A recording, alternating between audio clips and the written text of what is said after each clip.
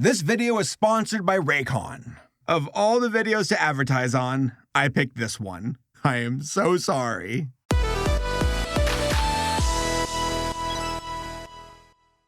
Erin Esurance, the pink-haired mascot of Esurance from the mid-2000s. This spy gal was a big hit for the company and was featured in over 40 separate commercials. Fighting robots, saving money, she could do it all. Quote, buy print. Not much compares with the convenience of Esurance. But in 2010, she was dropped as the mascot of Esurance, and we never saw her again. So, what happened? Well, nothing a simple Google search can't solve. Oh my God! Why is there so much porn of? Oh, good Lord! Whoa, that's kind of hot. Oh my God! Okay, we're done here. We're done here. I'm so sorry. Is it Sunday? Can I go to church? Can I pray this away? Oh Lord. Okay. Let me recompose myself. Whew. Oh, dear Lord, I'm sweating like a sinner in church. So for those who don't know, the working theory of why Erin was scrapped was due to, well, you know. You know. You know. What can I say? Rule 34 is merciless, and nothing is safe from its grasp, including Erin. The working theory is that whenever folks would Google Erin Esurance, instead of getting insurance policies, they would get this instead. Sacrilege. That the abundance of dirty pictures of Erin was the main reason why Esurance dropped her as their mascot. I'm alive. And I'm hot. Despite all of the theories and all of the articles saying the same thing, I asked myself, is that true? Is that the only reason why she was dropped? Or is there more to this? I mean, I hope that's the main reason, because honestly, that's hilarious. But personally, I suspect that there's much more to it than that. So let's take a closer look and see what ruined Erin Esurance. That's right, folks. I went from Cartoon Network all the way down to an insurance company's mascot. That's how far I have fallen. This is crazier than we thought.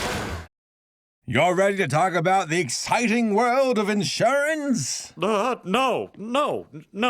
Because apparently that's what we talk about on this channel. Cartoons, movies, insurance policies, porn. The early 2000s were such a wild time for commercials. I dare you to watch commercials from the 80s, then the 90s, and then the 2000s. Because something really weird happened during that transition. You went from like, hey, come down to our restaurant, we've got good food, to, hey dudes, come down to our restaurant, we've got really good food, look at our fish lens camera angle. And then you got abstract nonsense like this. Berries and cream, berries and cream.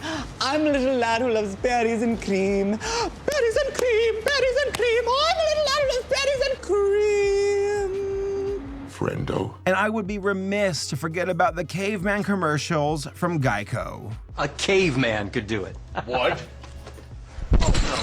Not cool. Enter Esurance, a San Francisco-based insurance company that was founded in 1999. Car insurance, home insurance, motorbike insurance. What they didn't have was a mascot. But in May of 2004, that was going to change. Kristen Brew, a staff member of Esurance, came up with Erin while she was drawing pornography at work. Liar! I kid. It was just lewd, not porn. But real talk, she came up with Erin, and the company loved it. They told her, hey, let's go. Let's make this our mascot. You can even oversee the commercials, which there were over 40 of.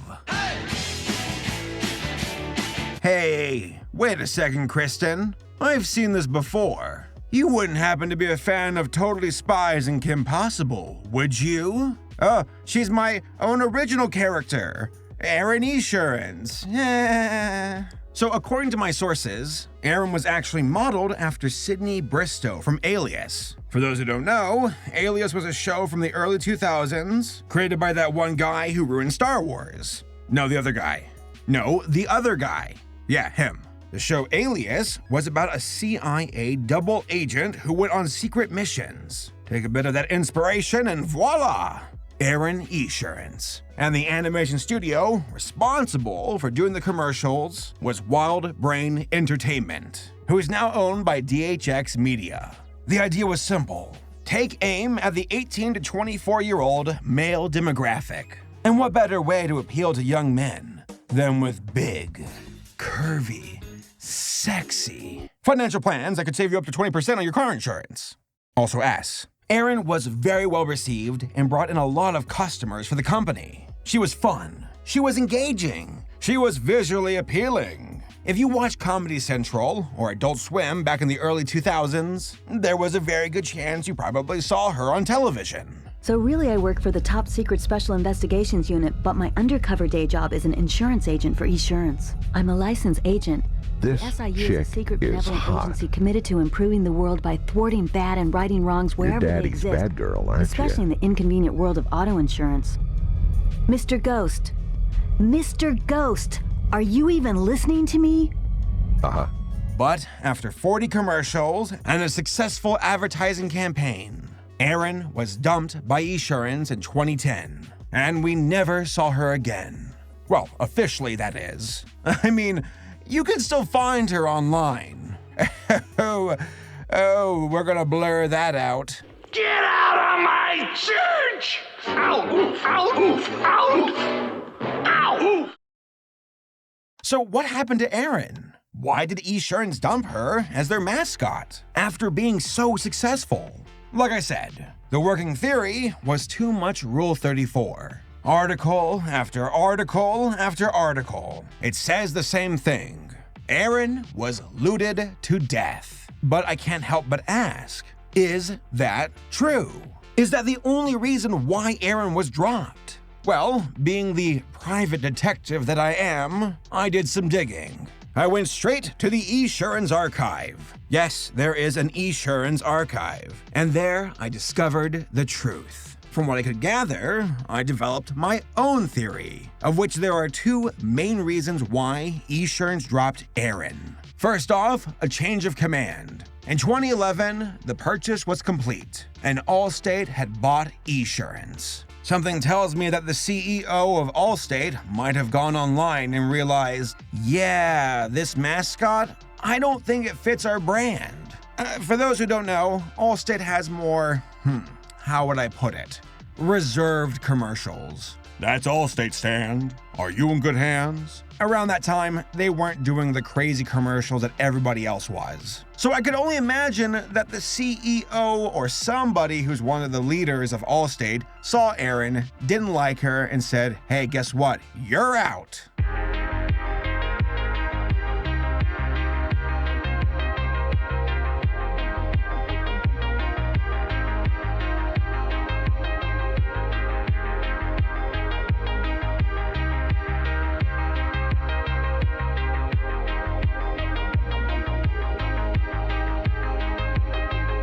The second reason. So there's something called e-poll market research. I've never heard of it before until researching this topic. But apparently it's some kind of company or organization who poll customers and find out, what do you think about these company mascots? Turns out that Erin Esurance, well, she wasn't polling that well. When it came to believability, when it came to sincerity, when it came to appeal, she, lower rankings. I was surprised to realize that she was worse than the guy from Captain D's. Wrong!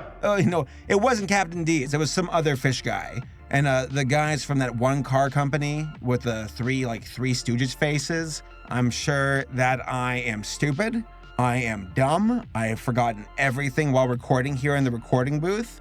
I hope to die right now, as a matter of fact, because I am embarrassed that I'm forgetting everything I learned. Let me die. Long story short, Erin wasn't polling well. She was seen as one of the worst mascots ever, and I know this much for certain. Apparently, Clippy from Microsoft was more appealing than Erin Esurance. I don't know what bizarre world that's from, but if those results are true, then there are some people who need to get their beliefs checked. That all being said, Erin only ranked high when it came to sexiness, and that wasn't enough. Esurance said, no, we can't do this anymore. Yes, we were able to get the appeal of young men, but we are now a family company. We are owned by Allstate. We need better appeal to folks from all demographics, especially those from the family unit. And with that killing blow, Erin was dropped as the mascot. She was no longer representing Esurance, and the new advertising campaign sucked ass, and has ever since. That's insurance for the modern world. Esurance, now backed by Allstate. Click or call. No, don't like that. So when it comes down to the theory that too much Rule 34 was the reason why Erin was discontinued, I would have to disagree. I think the combo of Allstate and low polling numbers were enough to do her in. Esurance said, no, this isn't working anymore. We need something different here. Sorry, Erin, you did your job. Farewell. Which, sucks. I think Erin Esurance was one of the coolest mascots ever made for an insurance company. Much better than the cavemen and that stupid gecko. Who do you think you are? You're not Gex. I mean, don't get me wrong. I love the idea that there is some theory that says too much pornography is the reason why a mascot was discontinued. That sounds amazing. I love that. I hope it's true. Dear God, how great is that? Could you imagine somebody who's like, Erin Esurance. She looks appealing. You know what? Son of a gun, I'm going to Google, I'm gonna type in Erin Esurance, and oh my God, what is that? I mean, could you imagine that for a cereal mascot? That's right, it did happen. Tony the Tiger. Why can't we have anything wholesome in this world? But yes, ultimately, folks, when it comes down to the theory that Erin Esurance was discontinued because of Rule 34, as much as I love the idea, as funny and hilarious as that sounds, it's not true. I think that it might have had an effect, but not a main reason why she was dropped. The e-polling happened in 2009, and that was before she was dropped. I think the Rule 34 theories came afterwards. And hey, who knows? They might just be urban legends. But Allstate buying Esurance, I think that's the main reason. They probably said, yeah, cartoon girl?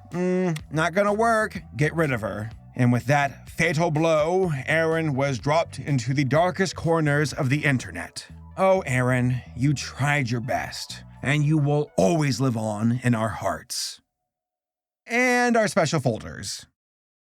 When it comes to sponsors, I make sure to only promote products and services that are legit, things that are of quality, and stuff that I would personally use. And as of late, I've been using the hell out of Raycon earbuds. Believe me, I've had my own doubts about wireless headphones, but Raycon won me over. I use them daily while doing chores, working on videos, going for walks, going to the gym, and let me tell ya, it's nice not having a wire get constantly tangled up in exercise equipment. I also appreciate how stylish they look, and they also fit well in my ears. They also come with earbud adjustments to get a fit that's perfect for you. There's also a recharging case that's very potent and can get your Raycon earbuds to full power 4 times over on a single charge. And best of all, Raycons aren't stupid expensive like other brands. They are fairly priced, but still have a high level of sound quality.